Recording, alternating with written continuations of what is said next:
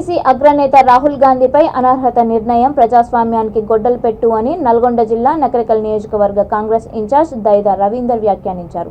ఆయన ఆధ్వర్యంలో నియోజకవర్గ కేంద్రంలో ధర్నా నిర్వహించి ప్రధాని మోడీ దిష్టిబొమ్మను దగ్ధం చేశారు. ఈ సందర్భంగా ఆయన మాట్లాడుతూ రాహుల్పై అనర్హత ప్రకటించిన రోజును చీకటి దినంగా అభివర్ణించారు.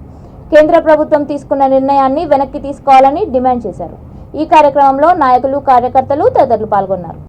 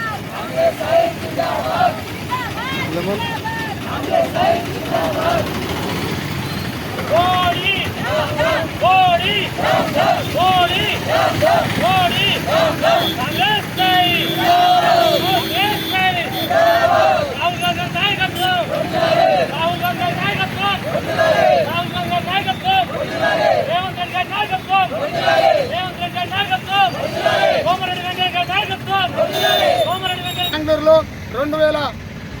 2019 సంవత్సరంలో కొల్లాపూర్ మరియు కర్ణాటక రాష్ట్రంలో ఒక విధమైనటువంటి ఎన్నికల ప్రసంగ సమయంలో ఎన్నికల ప్రసంగం చేసినటువంటి ప్రసంగాన్ని ఒక సాగ్గా చూపిస్తూ సూరత్ గుజరాత్ రాష్ట్రంలో మోడీ గారి యొక్క సొంత రాష్ట్రంలో